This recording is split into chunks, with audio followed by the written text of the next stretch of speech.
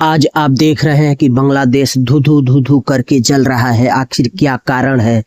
क्या ऐसा विपत्ति आ गई है कि बांग्लादेश में इतना मतलब कि अत्याचार हो रहा है? क्या पाकिस्तान ने उसको सहयोग दिया? क्या पाकिस्तान ने उसका मन बढ़ा दिया है? आखिर ऐसा क्यों हो रहा है? आखिर बांग्लादेश मतलब कि इतना मार झगड़ा पर क्यों विश्वास कर रहा है? आखिर बांग्लादेश चाहता क्या है?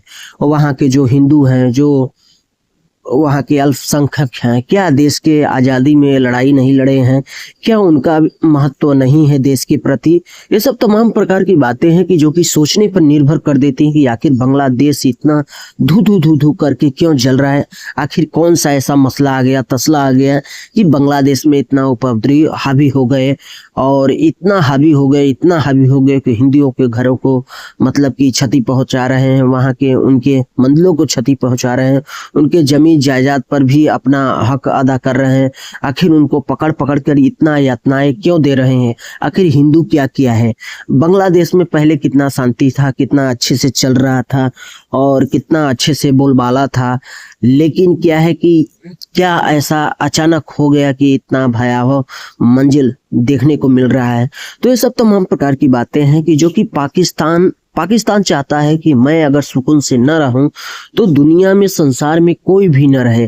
पाकिस्तान खुद ही भूखमरी का देश है, पाकिस्तान खुद ही तिल मिला रहा है, लेकिन वहाँ के आकाएं हैं और जो आतंकवादी हैं वह इतना सजग हैं कि वह चाहते हैं कि मतलब कि ऐसा क्या करें कि जो कि हमारा वर्चस्व पूरे विश्व लेवल पर एक स्थायी रूप से स्थापित हो जाए। क्या बांग्लादेश में पाकिस्तानियों का हाथ है और उनका किस हिसाब से मतलब कि वहां पर आंदोलन का जो रूपरेखा तैयार हुआ है और इसका आने वाले समय में बांग्लादेश पर क्या प्रभाव जाएगा? इस समय था कि बांग्लादेश से और इंडिया से बहुत ही मतलब कि लगाव था, बहुत ही अच्छा व्यवहार था, लेकिन इस आंदोलन की वजह से एकदम व्यवहार में खटासपन आ गया। आखिर बांग्लादेश चाहता क्या है?